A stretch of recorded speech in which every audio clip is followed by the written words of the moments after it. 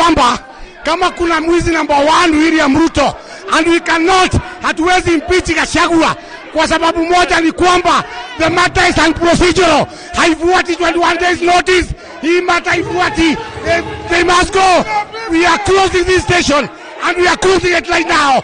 Ruto must go. Hamwezi kuchukua kila wakati. Kuna maajenda za maana za kusema parliament. Hamwezi kuwa kila wakati. Sisi tunajua kama Gachagua kuna bilioni 5, Ruto kuna bilioni ngapi?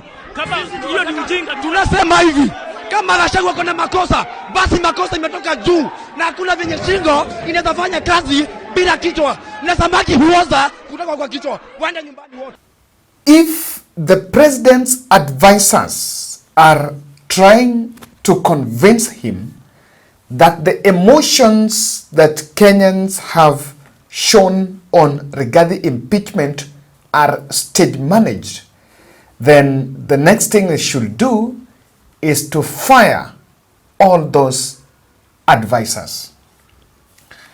Because the act of public participation, or rather the public participation, has emerged as the game changer for the deputy president in all this impeachment.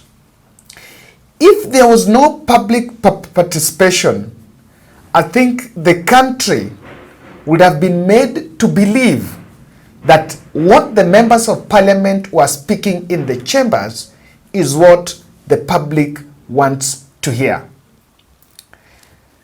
It was a huge blunder on the Kenya Kwanza administration to try to impeach the deputy president. The ramifications of this impeachment attempt is going to be there whether Rigathi lives or he survives. And Kenyans, I was shocked because what was planned as a plan to take the public views, the public participation turned out as something that mirrors the general election that was riddled by claims of Kenyans being bribed by a stipend as low as 500 shillings so that they can append their signatures. And even in Murang'a, they chased the owner of this vehicle, allegedly that he was carrying marked papers, marked impeachment papers.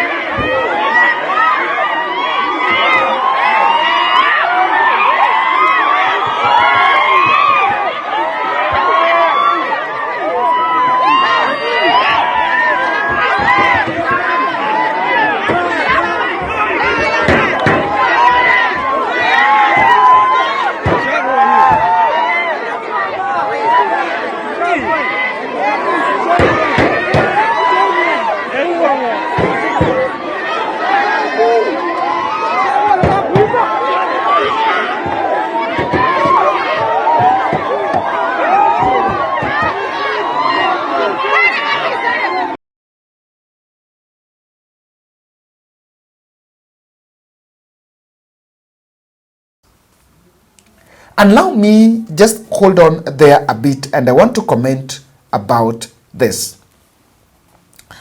I've seen public participation in many other forums, even the annual development plan, that process.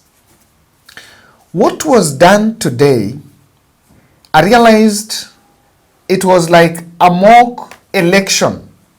And what the crafters did is to work with those papers. Probably the act of taking those papers was to see people interacting with the document so that people they wanted to have the real feeling of, do you support? Because sometimes when it is just about giving opinions, it doesn't come out. And Kenyans rejected those papers, saying the only purpose they want to see are the ballot papers for 2027 general election, but not marked papers to comment as to whether William Ruto should continue being in a marriage with his deputy or not. If you have a video of Kimani Ichung'wah leading public participation in Kikuyu constituency, kindly share it with us. Share it with us if you have such a video. Do you know that UDA members of parliament, even those who had voted or those who had signed the impeachment motion, the 291, three-quarter of that team, and not even three-quarter, more than 96% of those MPs found it hostile, and after crying in parliament seeking extra security, they could not even appear in those centers where public participation was going on. In Nairobi, MPs mobilized, ODM MPs, and if you look careful, in Nairobi there was no UDA MP in Bomas of Kenya. ODA MPs Elachi, TJ Kajwang, the Kibera MP, and Antonio Luoch were leading public participation in Bomas. They then changed, and in fact something happened.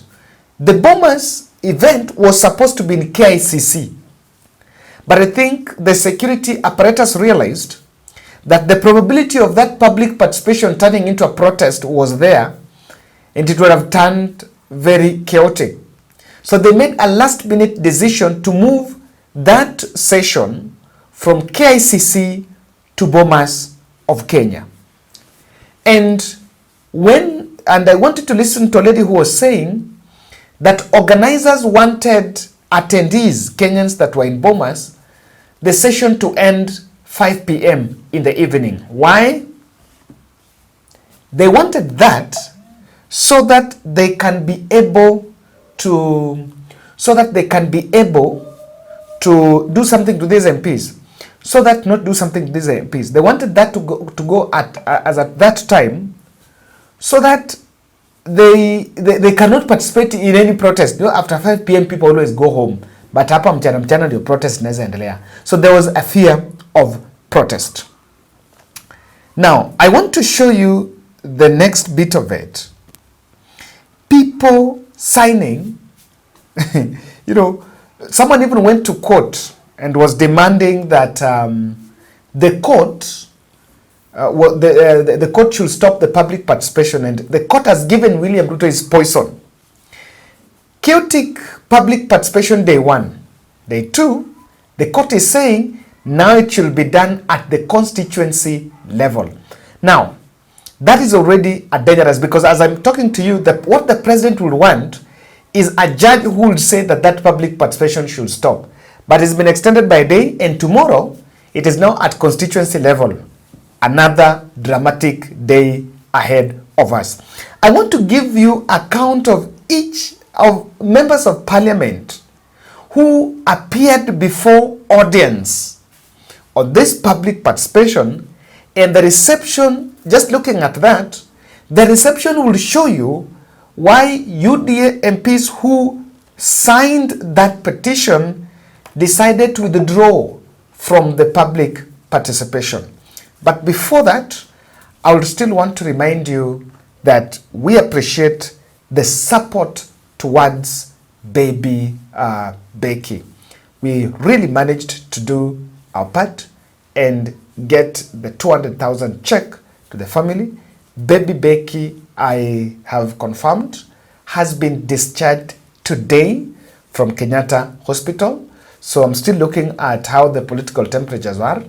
When the temperatures go down, I'll be able to visit probably on Sunday or Monday. So those who had already pledged, I see those who had reached out to me and saying, Kevin, I will be able to support in diapers and this and that.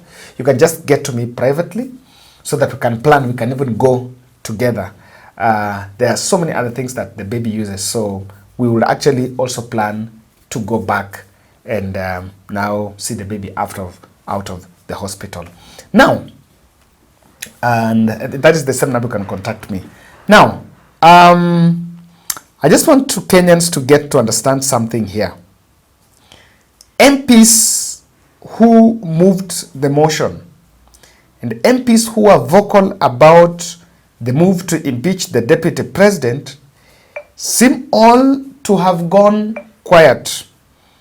They are not commenting about this, and in fact, they were chased from the polling stations. Imagine they were chased. Imagine. Now I want you to first look at Makueni. Makueni, there are two constituencies that this public participation happened. This is Mwengi Butuse, Kibwezi West, who is the mover of the motion.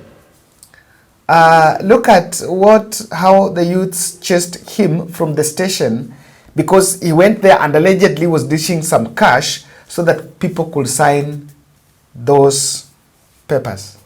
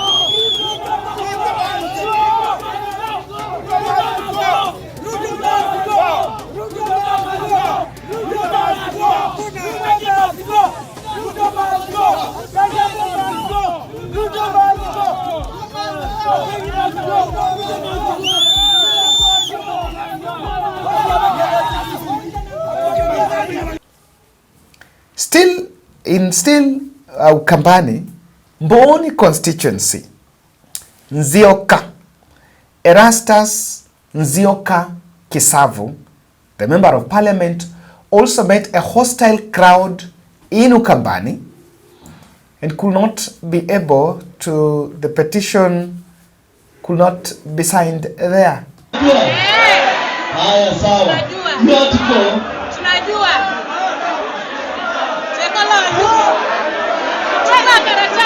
Haya sawa. Tulikuwa tunasema hivi. Chukueni hizi karatasi.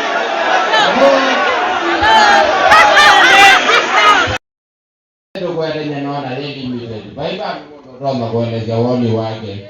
Twingine waruza ini.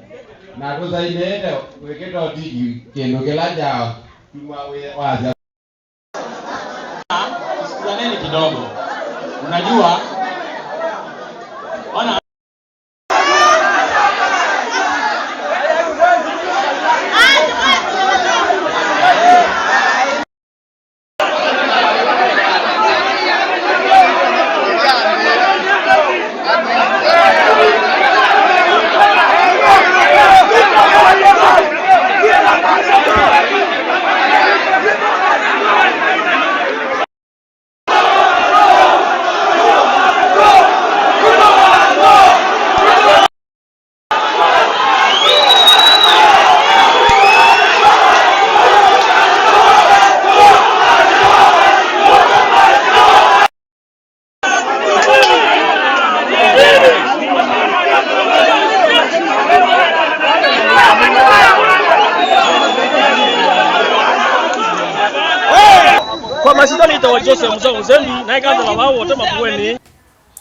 And something interesting about Ukambani, I don't know why there was a lot of, I don't know, government had a lot of interest. In fact, if there is a place they wanted to draw the attention of the country that is supporting regarding impeachment is Ukambani. Remember, even the move of the motion is from Ukambani.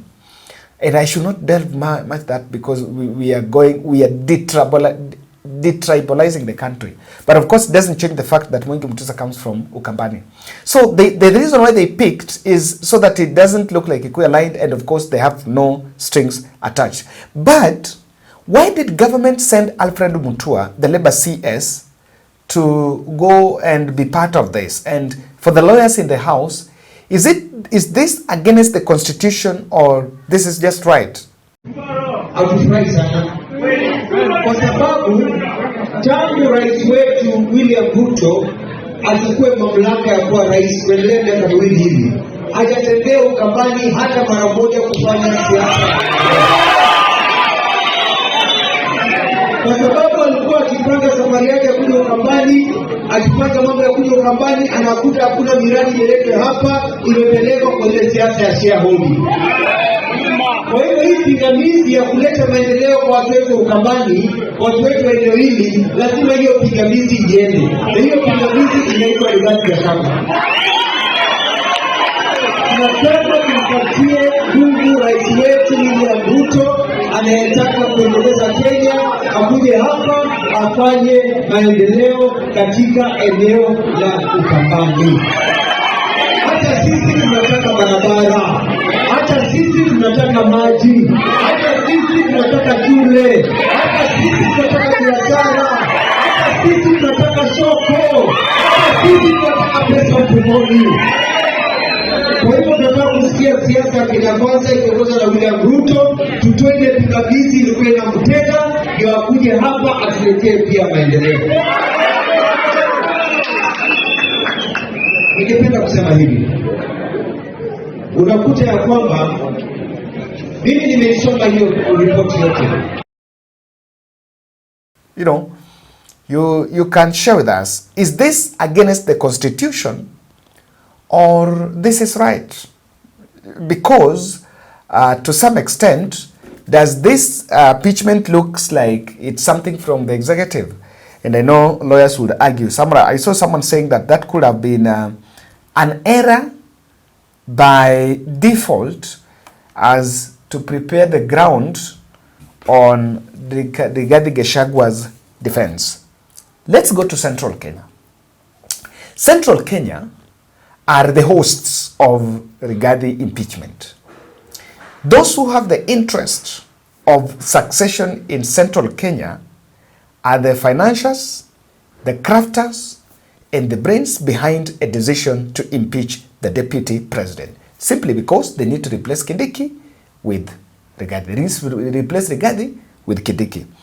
Nyeri town, Duncan Madenge is not finding it easy with their constituents. And still in Nyeri, those are two clips. There is one of Nyeri town MP Duncan. It's not Duncan. I think it's Duncan. I'm not sure that it's Madenge, but it's Duncan. And Naomi and Rahab Mukami also made some hostile crowd. These are MPs who appeared before the audience. Look at those two videos. That is from Nyeri County.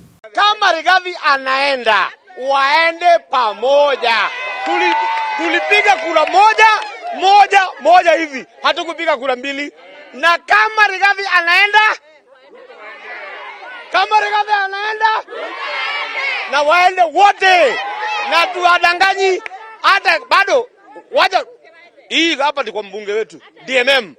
Tulimchagua na ni baada ya kumuonea huruma. Alipigwa na Mama Simba mara 3. Na hakuna mara 4 kwanza.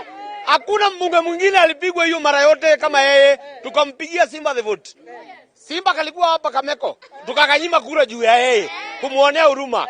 Mungu mmoja arudi tena hapa tuone. Atatukuta hapa. Na atuogopi, tunamngojea. Na asimame mahali alipo. DMM asimame mahali alipo. Aseme hivi. Ameimpeach Gachagua na amesema juzi. Na hata leo akuja ground. Tuko hapa mashinani. Mimi natoka Meru. Yenye tunataka kugawanyishwa na huyu president wetu anaitwa Ruto mwenye tulichagua. Tunataka kumwambia hivi, wakuja ground hapa. Wale ni MP 200 na lakini ground iko na kura karibu 46 million wenye tulichagua Gachagua tukamweka hapo. Kwa hivyo kama anataka kuimpeach Gachagua, akuja tupiga kura upya hapa. Waenda wakiwa wawili, walikuwa couples. Saa hii kwa barabara ninataka kumwacha. Kwa nini nataka kumwacha kwa barabara? Akuja ground hapa. Wale ni MP 200 nataka kuwapea pesa wa impeach. Wajue ground hapa tuko na tujapotea. Wale walikuwa wako na tuko hapa na tubanduki. Wamekusanyika mahali pale kwa ajili ya kufukuza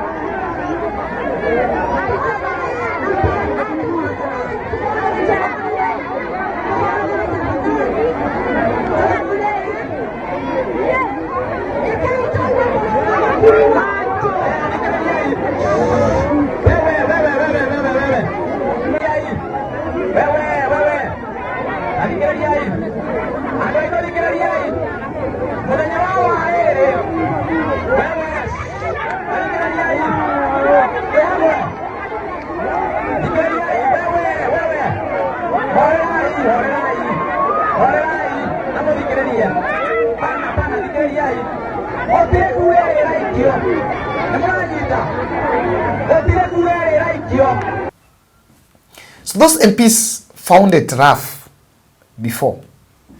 Let's go to Manyata, Mukunji, that is Embo. Kwa ile maneno nimesoma katika uongozi, nimesoma ukitaka vizuri na ukitaka kwenda mbali na ukitaka hawa wananchi wa kuheshimu, unawasikiza na unaongea. Kwa hiyo ndio maana nimesema nitakuja mimi mwenyewe, na mimi najua hiyo ndio kitu imetuleta hapa, na wewe mwenyewe umefika hapa. Mimi sijapigia mtu simu. Ile kitu niliweka ni kwa mtandao, nikasema watu wakuje wasikize na wajue about this issue. Sasa kuna kitu mimi sitaki kufanya hapa. Nataka wale watu wamekuja kutoka National Assembly, kwanza ni wao wanafaa kutueleza. Sawa. Sasa if you support the impeachment of the deputy president, say aye. If you don't support the impeachment of the deputy president, say nay.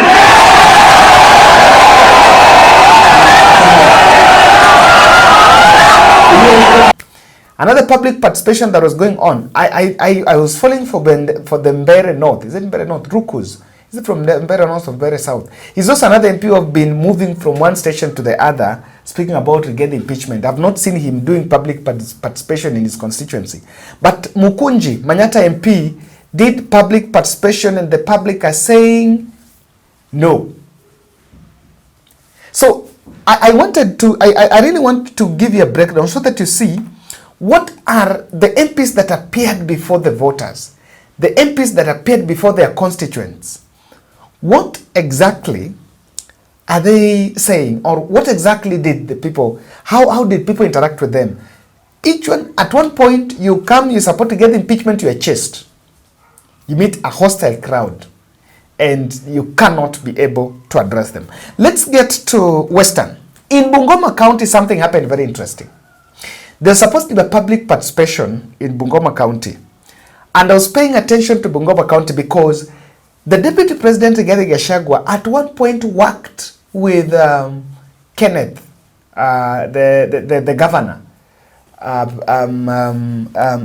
don't know who is Kenneth. Is someone there? The governor of Bungoma. The name I've just forgotten. Lusaka, Ken Lusaka. In the provincial administration. So Rigathi has a personal relationship with Lusaka. Of course, that's withstanding. But first let me tell you, in central Kenya, it was supposed to be coordinated by Chungwa and Kiunjuri. And that is why I'm saying, if you have a video of Kiunjuri doing public participation, can you share it with us? Could not be seen. So those who were in the forefront in Mount Kenya was Ichungwa, Kiunjuri, Betty Maina, that is the Murang'a women rep, that is also disappeared in thin air. And there was some, of course, and there was also Kawanjiku and that Meru team, Mpuri Aburi. But those ones you can't believe, they can't depend on. Now, in Western, the person that was speaking from one station to the other about that impeachment was none other than Didymus Baraza. And public participation in Bungoma, I wanted to play a video of empty chairs. There was a gentleman who was talking, and behind that gentleman, people didn't even turn up for that public participation. Just look at this video. Of course, ijamata. In all opinion polls inaonyeshwa mind ya wananchi iko wapi na iko very parallel to what our representatives wanaonyesha ama wabunge wetu. Kwa hivyo mi hata nikiongelea kuhusu ubanduzi wa naibu wa rais, I know it's their script, they know what's going to happen, na hata opinion yangu sahi haimata. Mi chenye najua ni kama rais anabandua naibu wake, aanguke nayo, abanduke na pamoja na yeye, sababu kama ni ofisi ya naibu rais imefeli, kumaanisha ile ambayo iko juu ya uongozi ni ya rais. Kenyans ataweza kuhudhuria afafanue.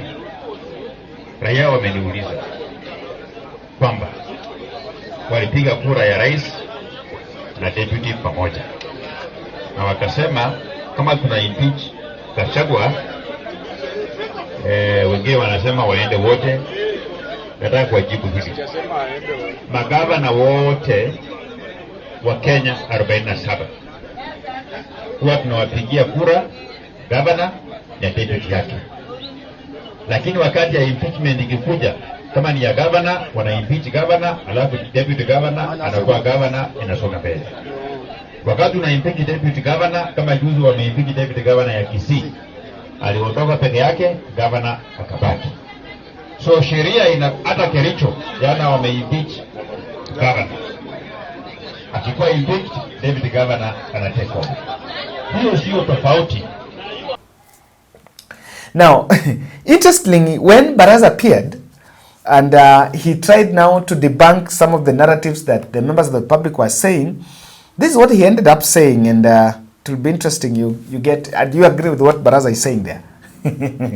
Now, Rift Valley was under Oscar Sudi and Farouk Kibet and the Deputy Speaker. I'm picking those ones because from Rift Valley, those are the members of parliament that had been speaking. You know, they were boldly speaking about supporting that impeachment. I have not seen public participation in Kapseret constituency, Oscar Sudi's constituency. Neither have I seen public participation in Nandi. The one in Nandi that has happened, the people were called and they declined to sign and they walked away. They decided to walk away. I did not see Narok. I've not seen West Pokot. Nothing has happened in West Pokot. And there was an impeachment in Kericho for the governor, but Kericho is also quiet. No single member of parliament attended the PP, even in Baringo. In Baringo, public participation was organized. And I'm told MP said that let officials from the national government come and do it.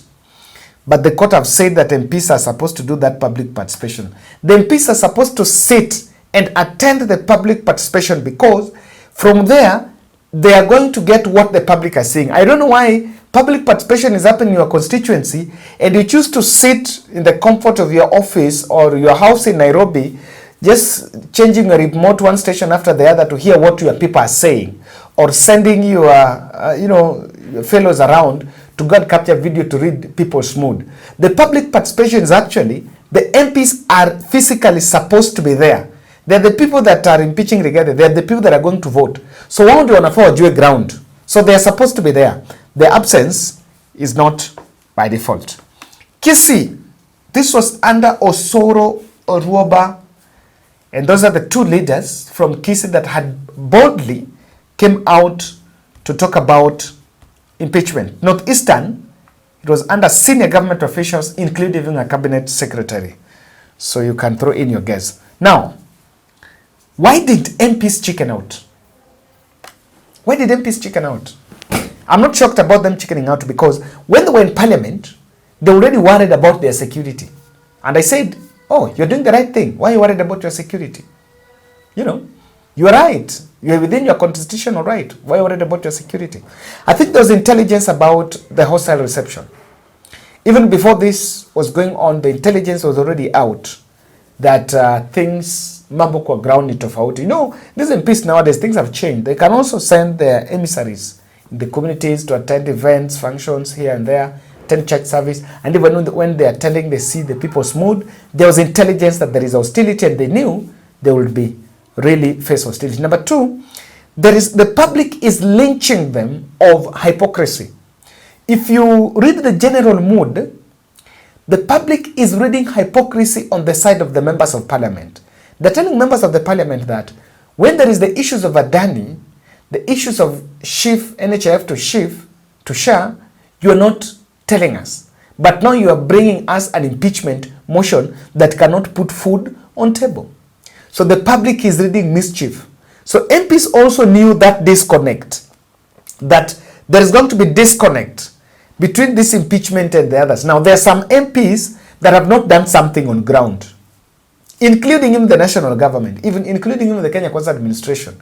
Yes, the public is crying out, and I think the president should listen.